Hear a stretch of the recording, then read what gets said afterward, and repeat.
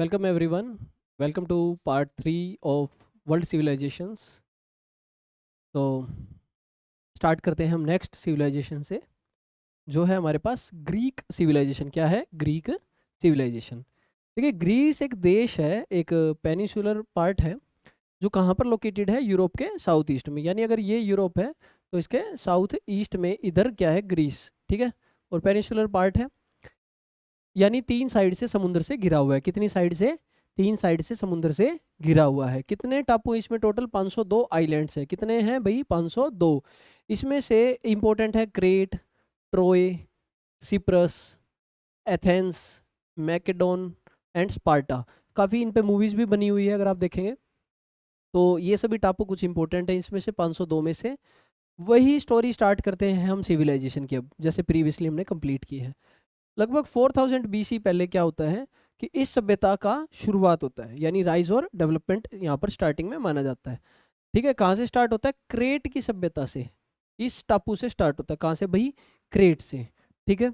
Civilisation कब तक चलती है? लगभग 1500 बीसी तक। कब तक चलती है भाई? 4000 से 1500 बीसी तक।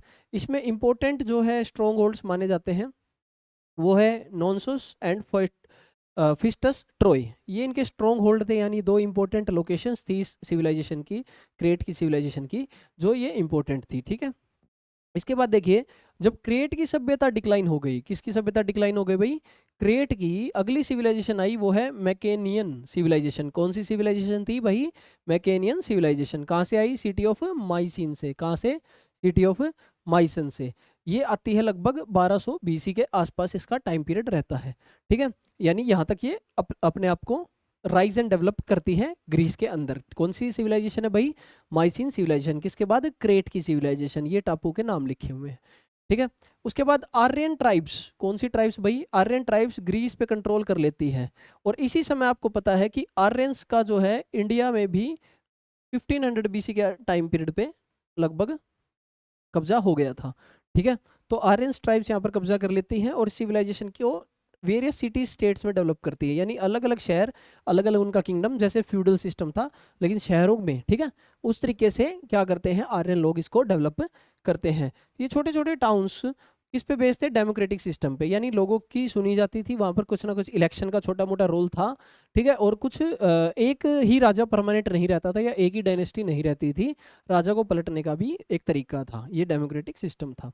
इन सिटी स्टेट्स को क्या बोला जाता था भाई? पोलिस। तो पेपर में अगर आ जाए कि पोलिस क्या होता है, पोलिस सिटी स्टेट्स होती थी, यानी वो शहर जहाँ पर खुद की उनकी स्टेट थी, खुद उनका राजा इलेक्ट होता था डेमोक्रेटिक सिस्टम से। और कहाँ पर भाई? ग्रीस की सभ्यता में। ठीक है। हर स्टेट की खुद की आर्मी और खुद की सरकार होती थी, और आपस में ये लड़ते थे डेफिनेटली।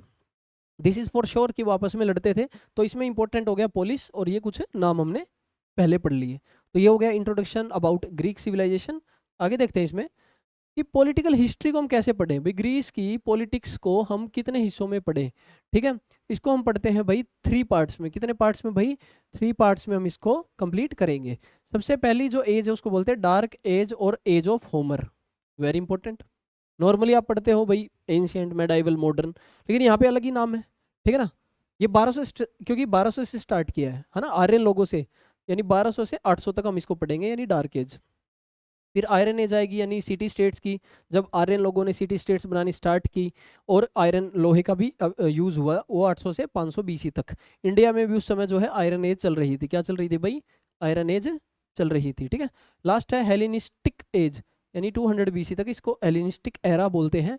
ये हम पढ़ेंगे। कौन कौन सा हो गया? Dark age of Homer, iron age, city state जहाँ पर सिटी डेवलप हो रही थी, और हेलेनिस्टिक एज। ठीक है। ये हम पढ़ेंगे इसके अंदर, ग्रीस के अंदर। अब देख सकते हैं इसके अंदर सोर्स क्या है, यानी कहाँ से हमें ग्रीस के बारे में पता चलता है। सबसे पहले है कुछ बुक्स, एपिक्स। जैसे इंडिया में एपिक्स है महाभारत, रामायण, ऐसे वहाँ की भी एपिक्स है। किसने? एलियड की हो गई और ओडेसी की। ये दोनों किसने लिखी है भाई? होमर ने। आपने पहला ही पीरियड पढ़ा था भाई, एज ऑफ होमर। क्या पढ़ा था? Age of Homer. ठीक है। ये रहा होमर की, आप तस्वीर देख सकते हैं इसमें। ठीक है। अगला है हिस्टोरी का बुक। किसने लिखी? हेरोडोटस ने, फादर ऑफ हिस्ट्री। ठीक है। हेरोडोटस ने जो है सब इजिप्ट की सिविलाइजेशन के बारे में भी बताया। कुछ मटेरियल्स जो मिलते हैं, यानी आर्कियोलॉजिकल खुदाई करने पे सिटीज़ में, जैसे एथेंस के शहर में कोरिनस, स्पार्टा, थेबस, यहाँ पर भी काफ़ी चीज़ें मिली। फिर पेलोपोनेशियन वॉर हुआ था बाय सुसाइड्स, ठीक है, पेलोपोनेशियन वॉर। प्लेटो और एरिस्टोटल की बुक्स, इनसे हमें पता चलता है, बहुत ही इंपॉर्टेंट, देखिए बहुत ही बड़े बड़े स्कॉलर्स जो है ग्रीस के अंदर मिलते थे, ठीक है, तो बहुत सारा सोर्स हमें ग्रीस के बारे में यहाँ पर देखने को भी मिल जाता है, ठीक है। हेरोडोटस की भी आप तस्वीर देख सकते हैं यहाँ पे, ठीक है। अब आ जाइए कि ग्रीस के अंदर कैसे सरकार चलती थी, एडमिनिस्ट्रेशन और पॉलिटिक्स कैसी थी। डिफरेंट डायनेस्टीज ने राज किया, क्योंकि एक डायनेस्टी हमने बताया कि यहाँ पर डेमोक्रेटिक सिस्टम था, एक डायनेस्टी लगातार नहीं रही, अलग अलग डायनेस्टीज यहाँ पर आ जाती थी, ठीक है। लेकिन जो किंग्स थे वो अभी भी ऑटोक्रेटिक थे, मतलब जो राजा बनता भी था वो अपनी मर्जी ही चलाता था, लेकिन दिक्कत ये थी, ठीक है। कभी कभी वो डेमोक्रेटिक हो जाते थे, कुछ राजा लोगों की भी सुनते थे ऐसे, ठीक है, मिक्स्ड अप एक टाइप का स्ट्रक्चर था, ठीक है। भगवान जो है सॉरी लोग जो है वो किंग को किसके इक्वल मानते थे भाई, गॉड के, ठीक है। किंग एडमिनिस्टर करता था अपनी सरकार, कैसे चलाता था, काउंसिल की साथ मिलके, यानी काउंसिल यानी मंत्री परिषद के साथ मिलके डिस्कस करके अपने देश को ये चलाता था, ठीक है। काउंसिल के अंदर कौन होते थे, रिस्पेक्टेड लोग होते थे, अपर क्लास के, डेफिनेटली 2 3 टाइप्स ऑफ क्लास वहाँ पे मिलती होंगी सोसाइटी, हम आगे पढ़ेंगे सोसाइटी में, ठीक है। इस काउंसिल का नाम क्या था, बाउल या ब्यूल, ठीक है, ये याद कर लीजिएगा, पेपर में आ जाएगा कि ब्यूल क्या है, BOULE, ब्यूल क्या है, ये काउंसिल होती थी, यानी मंत्री परिषद होता था, किसका होता था भाई, ग्रीस का, किसका भाई, ग्रीस का, ये एग्जाम के लिए इंपॉर्टेंट है, ठीक है। जनरल जो नॉर्मल मीटिंग होती है जिसमें सभी लोग शामिल होते थे उसको बोलते थे अगोरा, ये होती थी प्राइवेट मीटिंग विद मंत्रीज ओनली, और आगे एक मीटिंग और होती थी उसको बोलते अगोरा, अगोरा क्या थी, एक नॉर्मल पब्लिक मीटिंग, ठीक है। इसमें सभी सिटीजन्स जो है पार्टिसिपेट करते थे इस मीटिंग में, अगोरा में सभी लोग शामिल हो सकते थे, लेकिन बाउल में जो है कुछ बुलाए हुए या मंत्री ही लोग शामिल हो सकते थे। अलेक्जेंडर के टाइम पे जो है फेमस है वर्ल्ड में, कौन सा टाइम ज़्यादा फेमस इनमें से, सिकंदर का टाइम जो फेमस है उसको बोलते हैं हेलेनिस्टिक एरा, जो हमने थर्ड फेज पढ़ा था, ठीक है। डार्क एज, आयरन एज के बाद हेलेनिस्टिक एरा किसका जमाना बोला जाता है, सिकंदर का जमाना बोला जाता है, ठीक है। लगभग 336 BC में जो है सिकंदर ने अपने फादर फिलिप को मार दिया और रूलर बन गया था मैकेडोनिया, ये हमने टापू देखे थे मैकेडोन, वहाँ का ये राजा बन गया था। ऑब्वियस सी बात है, अलग अलग टापुओं पे राज्य होता था, फिर वो बाकी टापुओं को जीत लेते थे, ऐसे ये सभ्यता बनी है छोटे छोटे हिस्सों में, ठीक है। उसने ग्रीस के रिवोल्ट्स को रोका और पूरे ग्रीस पे कब्जा कर लिया, लगभग 150 सिटी स्टेट्स उस टाइम पे ग्रीस में होती थी, उन सभी पे कब्जा कर लिया, यानी सबसे पहले बेसिकली हम बोल सकते हैं पूरा ग्रीस पे कब्जा करने वाला हो गया हमारे लिए अलेक्जेंडर, ठीक है। ग्रीक आर्किटेक्चर बोल सकते हैं आप, देखिए आगे देखिए, 3 टाइप के सिटीजन उस देश में होते थे ग्रीस में, एक होते थे फ्री सिटीजन, दूसरे होते थे फॉरेन सिटीजन, और थर्ड होते थे स्लेव्स। फ्री सिटीजन्स को सभी अधिकार मिले हुए थे, क्या मिले हुए थे, सभी अधिकार। Members of public assembly were elected by citizens of the Greece, यानी जो हमारे पास काउंसिल होती थी उसका इलेक्शन होता था, क्योंकि हमने बताया कि डेमोक्रेटिक सिस्टम ग्रीस में था, है ना, डेमोक्रेटिक सिस्टम क्या था भाई ग्रीस में था, तो उनके द्वारा चूज किया जाता था, फ्री सिटीजन्स के द्वारा, ठीक है। अब आ जाइए समाज में क्या था, क्या ग्रीस का सामाजिक तौर पे कैसे डिस्ट्रीब्यूशन था, या फिर किस टाइप के लोग वहाँ पर मिलते थे। इसको 4 क्लासेस में डिवाइड किया गया, ग्रीस को कितनी क्लासेस में डिवाइड किया, सोसाइटी को 4 क्लासेस में, ठीक है। पहली क्लास थी एरिस्टोक्रेट्स, यानी जो हमारे जो मंत्री टाइप के लोग जो थे उनको एरिस्टोक्रेट्स बोलते हैं, वो बहुत बड़ी ज़मीन और उनके पास बहुत सारी प्रॉपर्टी होती थी और बहुत सारे स्लेव्स वो रखते थे, ये होते थे पूंजीपति लोग, यानी जिसके पास पूंजी होती थी, रुपया पैसा, ज़मीन, या एक छोटा सा किंगडम, अपना छोटा सा एक फ्यूडल एरिया, ठीक है। ये क्लास जो है लड़ाइयाँ लड़ती थी आपस में और राजा के लिए लड़ाई भी लड़ते थे, ठीक है।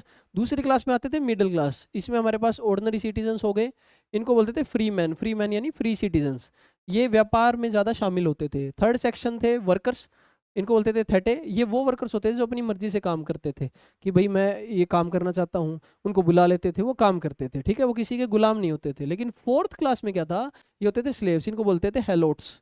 तो भाई 2 वर्ड है यहाँ पर, थेटे एंड हेलोट्स। तो भाई हेलोट्स तो हो गए स्लेव्स, हेलोट्स क्या हो गए भाई, स्लेव्स, और हमारे पास इससे पहले का जो नाम है थेटे, ये हो गए भाई इंडिपेंडेंट वर्कर्स, यानी अपनी मर्जी से काम करने वाले। बाकी रिलीजन और सोशल प्रैक्टिस इस सोसाइटी में थे ही, जैसी बाकी सोसाइटीज़ में रिलीजन और चीज़ों को सामाजिक तौर पे जो चीज़ें प्रैक्टिस की जाती है वो यहाँ पर भी फॉलो की जाती थी।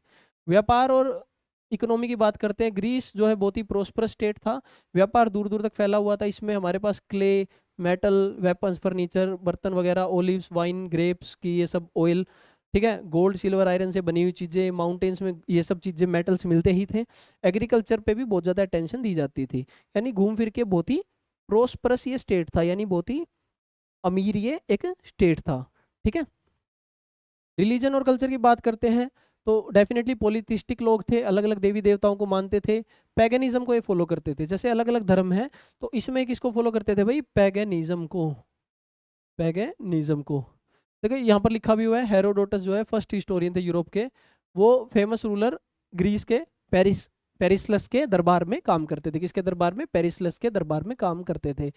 इसके अलावा ये नेचर की भी और एनिमल्स की भी पूजा करते थे और घोस्ट में भी बिलीव करते थे। इनके मेन भगवान है Zeus, god of sky, Apollo sun को बोलते थे, हेरमीस जो है गॉड ऑफ ट्रेड, ठीक है, Poseidon god of sea, Mars god of war, Demeter goddess of food etcetera. ये सभी धीरे धीरे आपको एक दो बार की रिवीजन में याद हो जाएंगे। ठीक है, ज्यूस से लेके यहाँ पर डेमेटर तक याद करने हैं। वेरियस फॉर्म्स ऑफ एंटरटेनमेंट था, जैसे डांसिंग, सिंगिंग, एनिमल फाइट्स ये करते थे। और ग्रीस का जो कल्चर था वो एक बहुत ही बड़ा नायाब तोहफा है दुनिया के लिए। किसके लिए, दुनिया के लिए बहुत ही नायाब तोहफा है। बहुत सारी चीज़ें इन्होंने दुनिया को प्रोवाइड की। ठीक है, इन्होंने बड़े बड़े टेम्पल्स बनवाए और बहुत सारे बड़े बड़े स्टैचूज, अट्रैक्टिव और ह्यूज स्टैचूज भी इन्होंने बनवाए। ठीक है, अब देखिए कुछ यूजफुल वर्ड्स हैं, जैसे होमर हमने पढ़ लिया, उसकी बुक्स हो गई, अगोरा, बाउल, मीटिंग, काउंसिल, ठीक है, पेरोसे, हेलोट, थेटे, इंडिपेंडेंट पीपल और स्लेव्स हमने पढ़ लिए। ठीक है, ये ग्रीस के अंदर। लेट्स रिकॉल में देख लेते हैं कितने पार्ट्स में हम हिस्ट्री पढ़ते हैं। 3 में, होमर की age, dark age, iron age और हेलेनिस्टिक। बाउल और अगोरा का मीनिंग हमने देख लिया था। ठीक है, नॉर्मल मीटिंग और बाउल का हो गया हमारा काउंसिल। ठीक है, ये सभी चीज़ें हमने कंप्लीट कर ली है। रिलीजन में पॉलीथिस्टिक थे, कौन कौन से भगवान थे उनके नाम देखे, नेचर एनिमल्स की पूजा करते थे और घोस्ट में बिलीव करते थे। समाज में 4 क्लासेस थी। ठीक है, और इकोनॉमिकली व्यापार देख लिया हमने, पॉलिटिकली लाइफ में भी देख लिया कि राजा डेमोक्रेटिक वे तो था, फ्री सिटीजन्स वोट तो देते थे काउंसिल के लिए, लेकिन राजा अपने ऑटोक्रेटिक सिस्टम फिर भी चलाता था। ग्रीक की सिटीज आप देख सकते हैं, मार्क कर सकते हैं, और गॉड गॉडेस को आपस में दूसरी सिविलाइजेशन से कंपेयर कर सकते हैं कि उनके देवी देवताओं के ये नाम थे, उनकी देवी देवताओं के ये नाम थे। ये आपको कंपेरिजन एक टेबल फॉर्म में करना है। ठीक है, नेक्स्ट जो सिविलाइजेशन है वो है रोमन सिविलाइजेशन, यानी रोम की सभ्यता। किसकी सभ्यता भाई, रोम की। ठीक है, लगभग 1000 BC पहले रोम जो एक छोटा सा गांव होता था, 7 पहाड़ियों से घिरा हुआ, किस किनारे, टीबर रिवर के किनारे। कौन सी रिवर भाई, ये याद रखिएगा, टीबर रिवर। कौन सी, टीबर रिवर, जो सेंट्रल इटली में है। यानी सेंट्रल इटली में एक रिवर है टीबर रिवर, और 7 पहाड़ियों से घिरा हुआ एक गाँव था रोम। ठीक है, इसको सिटी ऑफ 7 हिल्स भी बोलते हैं, पेपर में आ सकता है, city of 7 hills is called रोम।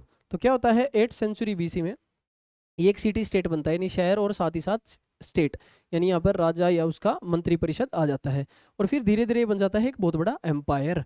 ठीक है, कौन से लोग इस पे कब्जा करते हैं, यूट्रोशन रेस के लोग यहाँ पर इसकी डेवलपमेंट भी करते हैं और इस रोमन सिविलाइजेशन को बहुत ज़्यादा बढ़ावा भी देते हैं और दूर दूर तक फैलाते भी हैं। ठीक है, ये बड़े बड़ी बिल्डिंग्स बनाते हैं यूट्रोशन लोग, और यहाँ पर बहुत सारी सिटीज़ को भी एस्टेब्लिश करते हैं। इटालियंस को नॉलेज हो गई थी अल्फ़ाबेट की, आर्ट की, लड़ाई, वेपन्स की। इस रेस से ही इन लोगों ने, इटली के लोगों ने सीखा। 500 BC पहले क्या होता है कि लैटिन आर्यंस लोग डिफीट कर देते हैं यूट्रेशियंस को। जैसे हमने देखा कि आर्यन लोग मेसोपोटामिया, उसमें अलग अलग सिविलाइजेशन में हमने देखा था। ठीक है, तो ऐसे ही रोम के ऊपर भी ये कंट्रोल कर लेते हैं 500 BC में। इसके बाद Rome continue to be in progress, लेकिन अभी भी प्रोग्रेस थमी नहीं थी। फर्स्ट एम्परर कौन माना जाता है रोम का, उसका नाम है रोमुलस। ठीक है, Romulus became the first emperor of Rome. क्या नाम है इसका, रोमुलस। ठीक है, Romulus.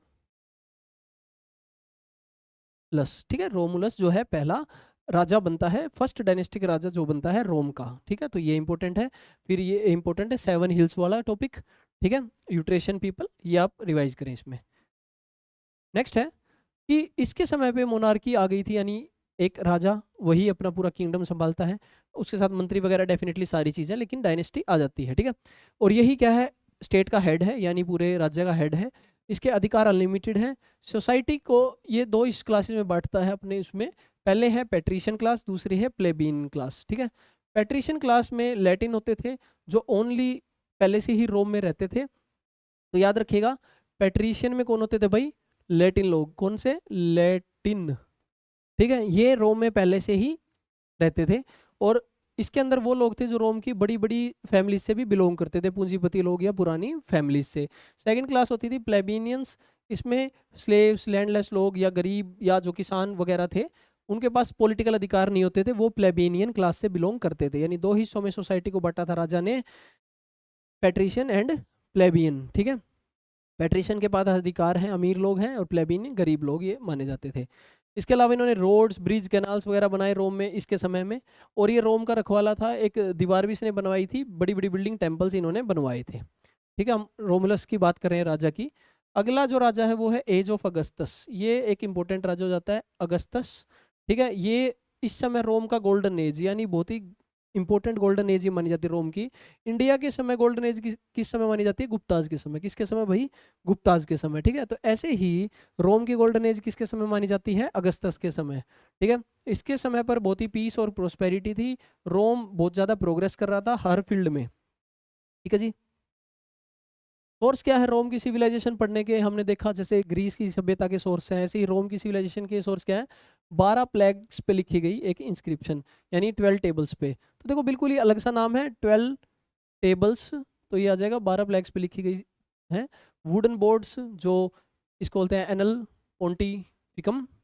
Works of Livy, writings of Polybius and Diodorus, इनकी राइटिंग्स के बारे में पता चलता है। रोमन गॉड देख सकते हैं जुपिटर, रोमन के कॉइन्स के ऊपर फिगर है राजा के। ठीक है, ये उनकी चीज़ें दिखती हैं हमें यहाँ पर। ठीक है, एडमिनिस्ट्रेटिव सिस्टम की अगर हम बात करते हैं कि कैसे रोम में, रोमन सिविलाइजेशन में जो है एडमिनिस्ट्रेशन यानी राजा कैसे राज करता था, तो सबसे इंपॉर्टेंट चीज़ अभी रिपब्लिकन सिस्टम था। रिपब्लिकन मतलब कि बेसिकली यहाँ पर कहीं ना कहीं इलेक्शन का थोड़ा बहुत रोल था। ठीक है, रोम के अंदर यहाँ पर एक सेंटर में heads of the senate elected by people. देखिए मैंने बताया कि इलेक्शन का कहीं ना कहीं रोल था, तो एक सीनेट इलेक्ट होती थी, यानी ग्रुप ऑफ पीपल इलेक्ट होते थे, किसके द्वारा? लोगों के द्वारा ही इलेक्ट होते थे, इसको बोलते थे सीनेट। इसमें कितने मेंबर्स होते थे भाई? 300 मेंबर्स होते थे। कितने मेंबर्स? एक टाइप से पार्लियामेंट हम बोल सकते हैं आज के समय का। 300 लोग इसमें इलेक्ट होते थे, लेकिन सभी मेंबर किससे बिलोंग करते थे भाई? पैट्रिशियन क्लास से। पैट्रिशियन मतलब अमीर क्लास से बिलोंग करते थे, एरिस्टोक्रेट्स या जमीन पूंजीपति पैट्रिशियन क्लास से बिलोंग करते थे। ठीक है, 2 जज अपॉइंट किए जाते थे सीनेट के द्वारा, उनको बोलते थे काउंसल्स। उनका टेन्योर होता था 1 साल तक, ये 2 जज होते थे। ठीक है, कितने साल तक भाई? 1 साल तक। ये चीफ जस्टिस होता था, चीफ जनरल और एडमिनिस्ट्रेटर। ठीक है, यानी जज, आर्मी का जनरल, ये सब चीज़ें अपॉइंट की जाती थी। अब जो काउंसिल है उसके पास एक फाइनेंस मिनिस्टर होता था रुपए पैसे के लिए, उसको बोलते थे क्वेस्टर्स। इसके अलावा 3 और ऑफिसर्स होते थे, जैसे sensors, tax collecting officer, Adil, piece keeper और प्रेटर, जज। ये सभी 1-1 साल के लिए अपॉइंट करते थे। ये नाम धीरे धीरे याद करने हैं आपको, लेकिन मेन बात है कि 1 साल के लिए इन सभी ऑफिसर्स को रोम के अंदर जो है क्या किया जाता था भाई? इलेक्ट किया जाता था। किन के द्वारा? लोगों के द्वारा। सीनेट को भी इलेक्ट किया जाता था। सीनेट में कितने लोग थे भाई? 300, और पेट्रिशियन लोग ज़्यादातर इसके अंदर शामिल थे। ठीक है, क्योंकि प्लेबियन लोग तो स्लेव्स और लैंडलेस थे, रुपए पैसे उनके पास थे नहीं, तो इसलिए। ठीक है, अब salary to the governors they use to collect arbitrary tax, लेकिन दिक्कत क्या थी कि वो अपनी मनमर्जी का भी टैक्स कलेक्ट करने लग जाते थे, जितने भी ऑफिसर्स थे। ठीक है, assembly could not control them, जो सीनेट था उनको ज़्यादा कंट्रोल नहीं कर पाता था। अब बात समझिए, लोगों ने सीनेट को इलेक्ट किया, पार्लियामेंट को बनाया। बेसिकली पार्लियामेंट का काम है आर्बिट्रेरी चीज़ों को रोकना ना, मनमर्जी चीज़ों को, लेकिन वो वहाँ पर इन चीज़ों को नहीं रोक पाते थे। किन की? काउंसल्स की। काउंसल्स को कौन इलेक्ट करता था? सीनेट। लोग करते थे सीनेट को अपॉइंट, सीनेट काउंसल्स को अपॉइंट करता था। ठीक है, काउंसिल अपनी मनमर्जी चलाते थे। ठीक है, तो ये सिस्टम था। इकोनॉमिकली देखते हैं, 2 ही चीज़ें थी। सबसे पहले तो एग्रीकल्चर करते थे, दूसरी चीज़ पशुपालन करते थे। एग्रीकल्चर में wheat, barley, millet, grapes, olives, apples, ये मेन क्रॉप्स थी। आपको पता है लैटिन रीजन जो लोग पहले से रहते थे सेंट्रल इटली के अंदर, ज़मीन जो है वेल्दी लोगों के पास थी, यानी पेट्रिशियन लोगों के पास थी। व्यापार वगैरह में बहुत आगे था रोम। ठीक है, लेकिन इसके अंदर इतना ज़्यादा डेवलपमेंट नहीं था। व्यापार वगैरह जो होता था वो लिमिटेड चीज़ों का ही होता था, उतना ज़्यादा डेवलपमेंट व्यापार का नहीं था, जैसे जहाँ पर ग्रीस और अगर मेसोपोटामिया से कंपेयर करें उससे बहुत ही पीछे था। ठीक है, लेकिन फिर भी ये यूटेंसिल, टेक्सटाइल, गोल्ड, सिल्वर बनाने में एक्सपर्ट्स थे। ठीक है, यहाँ पर इनकम स्टेट की कैसे आती? माइंस और जो नमक बनता उससे स्टेट कमाती थी रुपए, वहाँ से जो रुपए आते थे माइनिंग से और नमक से। People use to import muslin from India, muslin कपड़ा इंडिया से मंगवाया जाता था, याद रखिएगा। मेटल अफ्रीका से, सिल्क चाइना से, और आयरन ग्रीस से। सिल्क रूट आपको पता है, आयरन ग्रीस से हो गया, मुस्लिन कपड़ा जो है इंडिया से हो गया। ठीक है, नेक्स्ट है सोसाइटी और कल्चर कैसा था इनका, देखिए बेसिक फाउंडेशन जो है रोम की सोसाइटी की बात करें वो थी फैमिली, यानी family was important. Family United रहती थी, मेंबर्स जितने भी फैमिली के थे वो सभी रूल्स को फॉलो करते थे और हेड ऑफ फैमिली उनको कंट्रोल रखता था, ठीक है। पीपल ऑफ रोम एक चीज़ और थे कि जो स्पिरिट्स की पूजा करते थे, जैसे अपने पितरों की पूजा करते थे बेसिकली, या जो उनके पूर्वज रहे हैं उनकी स्पिरिट्स की पूजा करते थे, ठीक है। Then in the goddess of nature को भी ये मानते थे। इसके अलावा इनके कुछ भगवान हैं, जैसे जुपिटर जो गॉड ऑफ पीस माने जाते हैं, मार्स गॉड ऑफ वॉर, ये हमने ग्रीस में भी देखा था, वीनस जो है goddess of love, Vesta god of fire, Apollo god of music and art, ठीक है। तो रिलीजियस आइडियाज जो है रोमन गवर्नेंस के अंदर यूज किया जाता था, यानी अगर सरकार ये चलाते थे तो कहीं ना कहीं रिलीजियस आइडियाज को भी लेकर चलते थे, रिलीजियस आइडिया को भी अपनी सरकार में यूज करते थे, ठीक है। तो ये हमारा हो गया यहाँ पर रोमन एम्पायर का। नेक्स्ट देखो, रोमन एम्पायर में ही रिपब्लिकन पीरियड के समय रियल पावर जो है state was in the hands of the people. Republican system का मतलब क्या है, रियल पावर तो लोगों के हाथ में ही थी, यानी लोग जो है इलेक्शन करवाते थे, वोट देते थे, लेकिन दिक्कत क्या थी कि सभी लोगों को वोट देने की पावर नहीं थी। कुछ ही लोग, पेट्रिशियन जो वेल्दी लोग थे वही जो है वोट देते थे। देखिए लिखा हुआ है प्लेबियंस और स्लेव्स को पावर नहीं थी अधिकारों की, ओनली जो पेट्रिशियन लोग थे वही इसको पावर को रखते थे, दिक्कत ये थी, ठीक है। बट यस बाकी सिविलाइजेशन से कंपेयर करें तो यहाँ कहीं ना कहीं डेमोक्रेटिक सिस्टम था, ओके। रोमन एम्पायर का बहुत सारा रोड्स का नेटवर्क था, सभी कंट्रीज और आसपास के एरियाज जो है रोड से कनेक्टेड थे, और यहाँ पर एक कहावत भी है that all roads leads to Rome, एक कहावत भी है पुरानी कि सभी रोड जो है रोम जाते हैं, क्योंकि रोड्स का इतना बड़ा नेटवर्क वहाँ पर था, ठीक है जी। तो नेक्स्ट पार्ट में अब हम करेंगे अगली civilisations. Till then thank you everyone.